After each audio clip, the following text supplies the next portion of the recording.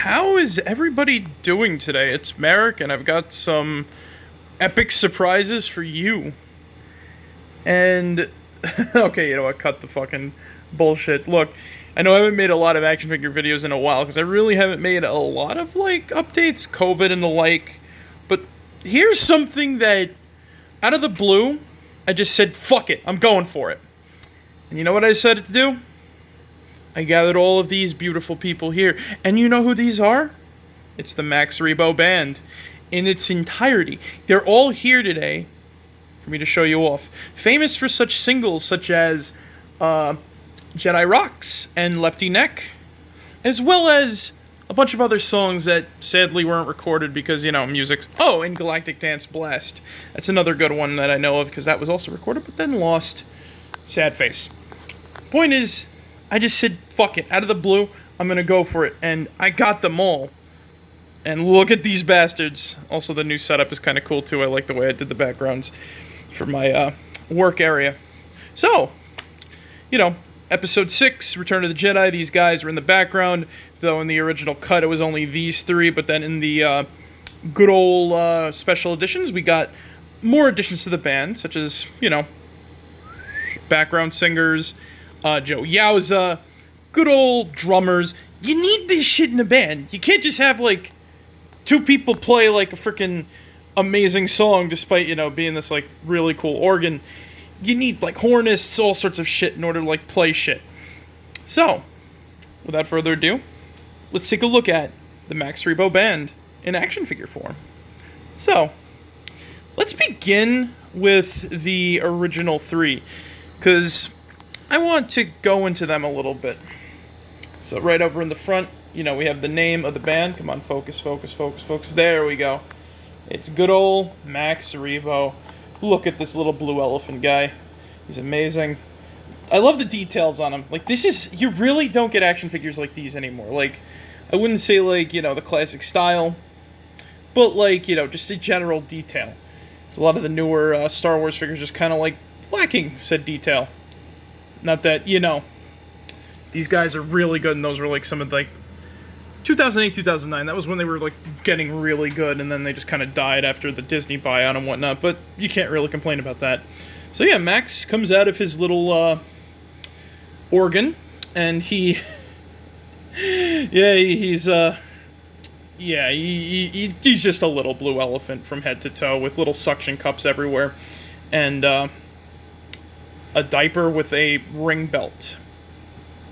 Yeah, nothing really too much to Max. He just kind of you know, he's the leader, and he plays for food and other things like that. Though he did try to, well, he didn't try to, but he almost blew himself up, and there's a nice little picture of him in a tuxedo at a party back during the Clone Wars era, so that's also nice. But yeah, Max, you can't really blame him, you just kind of do that. But the coolest thing I can say is that other than, you know, the 5 POA, you can't really move much, his organ actually goes down. Look at that. I love that detail. Shit like this just makes these action figures really great. I love the Star Wars figures, man. Seriously. I've never seen this much detail on a lot of other shit before in my life. Well, let's see, before in my life, but, you know, Star Wars always kind of, got it right when it came to the figures. But yeah, let's move on to the actual sort of decision maker somewhat. Noodles. Noodles is a singer. She's the lead singer, of course, doing all the vocal takes and everything like that for the band. But she's also secretly the brains of the band, so to speak. She knows how things sort of roll out, and she just kind of uses Max as the face and the leader to, you know, get whatever the hell she wants. The problem is that he likes playing for food rather than money. And she does not like that. But, you know, really nice figure. Like the details, though I feel like the blue polka dots on her skin kind of go in weird places. On one half it's on the calf and whatnot, but it might just be you know, me, I guess, looking into details a bit too much. But you'd think there'd be you know, more much well to spots. But then again, in nature, there's not much of, you know, symmetry, so to speak. But yeah, they really got that. I like the lipstick on the lips there. Looks really good. The snout and face look good. Eyes are just straight blue, though she does have like a little bit of whites in there. She's not like the most detailed of the trio, but you know, for what it is, it's good. She's like one of the better figures in the bunch, I'd say. At least because the pose is a little more related to the performance aspect, and I'll get into that in a little bit with these three. But yeah, it's a nice figure. And last but not least, we got good old Droopy McCool, smelling like vanilla like his species do, and yes, that is canon, and I love it. So Droopy McCool is just kind of like, you know, Mole Rat Man, sort of. He kind of looks like that, but he's got, like, you know, big old fingertips with big old nails. Very, like, you know, rotund and wrinkly, as they be. And apparently his species also likes to imitate trees to catch their favorite food, and they only eat for a month, which is nice.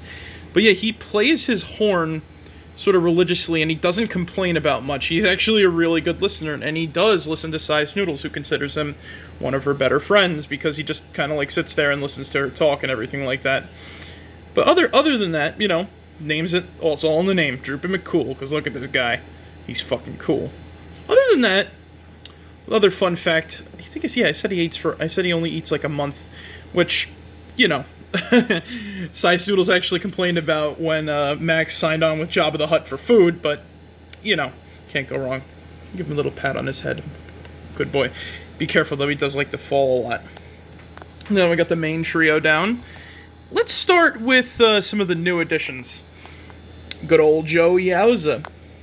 Joe Yazza appeared in the special edition. As said before, he is a Yuzzum. Yuzzums are native to Endor. And he's kind of friends with the other Yuzzum that's seen in the background of Return of the Jedi, whose name escapes me at the moment. But what can you do? He's also known for running at the camera during the Jedi Rocks dance scene. Come on, focus, focus, focus, focus. There we go. And just kind of like shouting at the camera and down his throat in his little solo section there. But yeah, he's got some nice details, though. You know, it's kind of hard to capture, but yeah, he's got that little he's got that insectine look. Sort of moth, his little tail, those thin old legs. Beautiful singing voice, to be completely honest with you, because you gotta be a king to run into someone's face and yell like that. Though, then again, what can you really do? It's a performance after all, and you gotta do your best. And you know what? I think Joe Yazza done his best. And also, once again, because, you know, with the performance aspect, his pose is a lot more dynamic than some of the other individuals. But we'll get back to them later. Then again, you know, also, but these guys just kind of like, you know, gotta play their flutes and horns and clue horns and quintelas. Oh, and I forgot to mention one thing about, he plays his horn for the space egg that will come, and that is their religion. Right over here, we got the good old reference to Kermit the Frog himself, Rapper Tooney, and his amazing instrument, which is basically a combination of, like, an oboe, a harmonica, and a guitar.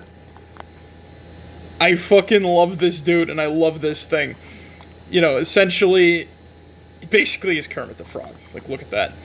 Rapper Tooney, I completely forgot his real name because it's long as hell. But he's a nice character, and I like his addition. Really good puppetry, really nice design. And, like, this figure in general just has a lot of nice details. Like, the blues on the face, really good. It pops off with the green. Giving him that nice, like I said, it's just broad color, and there's also, like, the little, like, warts and shit all over his body. Like I said, it just, these figures really do capture, like, the aliens and everything like that from Star Wars, all in one nice little setting. There's, you know, there's Rapper Tooney again, and I was really excited when I got this in the mail, though. This is nice. I just love this thing. Though I can say this, I'd be really careful with, like, I guess this is a part of the instrument, considering that it's attached to it. This tends to pop out, but I kind of got it in there good. I didn't want to glue it because, you know, I'm not that stupid. If it breaks, yeah, but if it's not broken, I'm just going to put it in and hope it works. And it's worked for the most part now.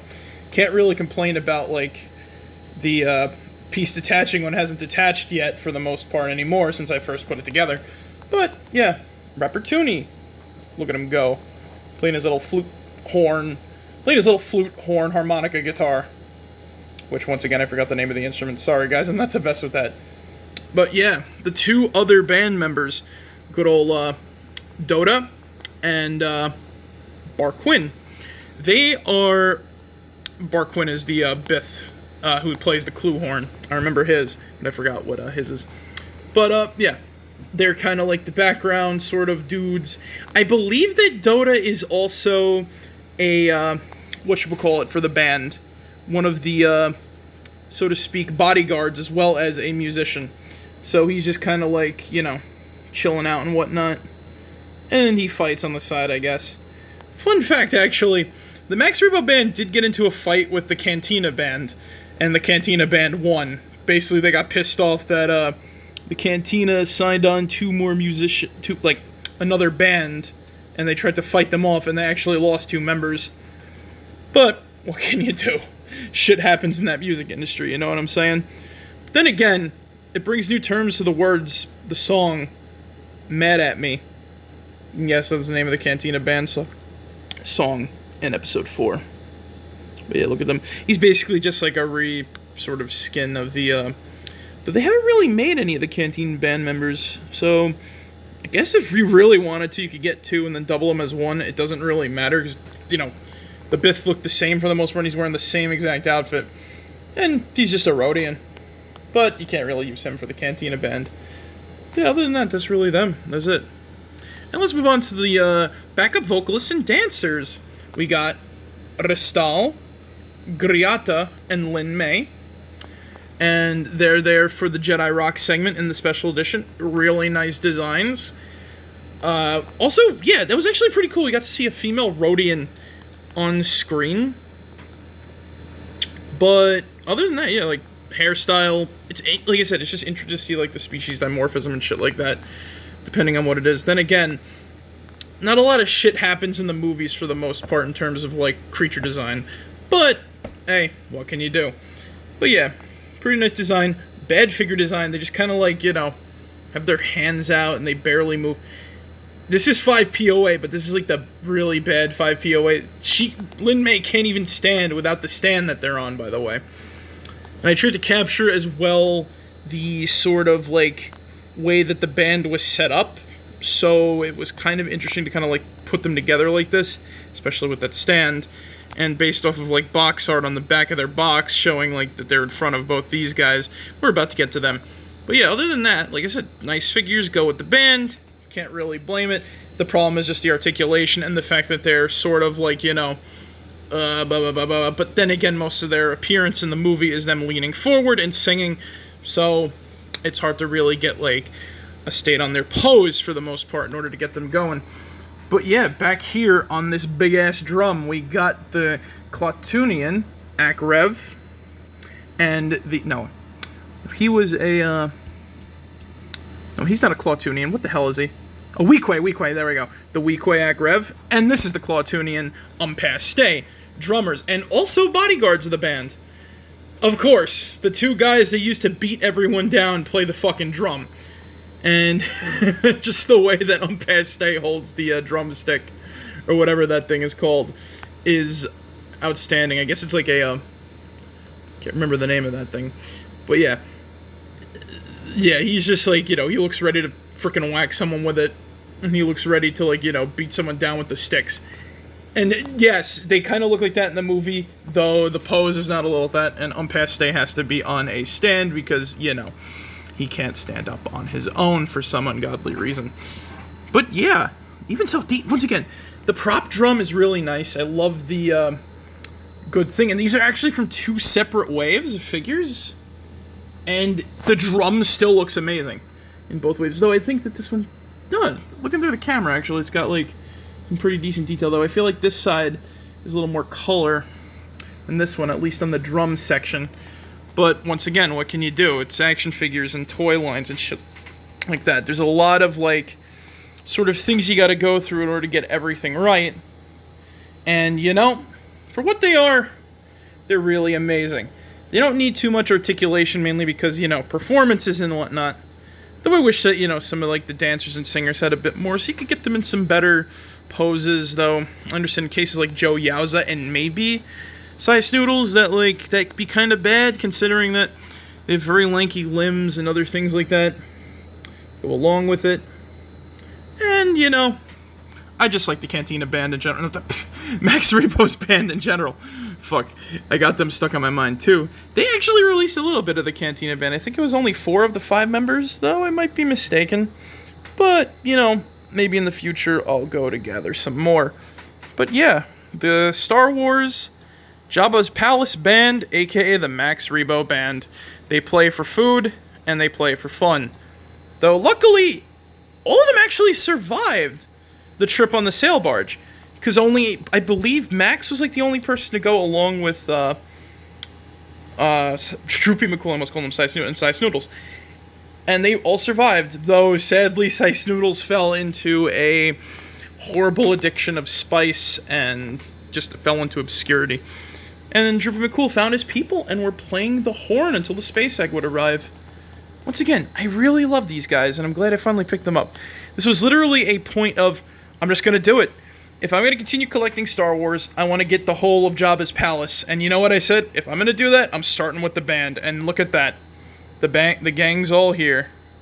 So anyway, guys, thank you guys for joining us in this video.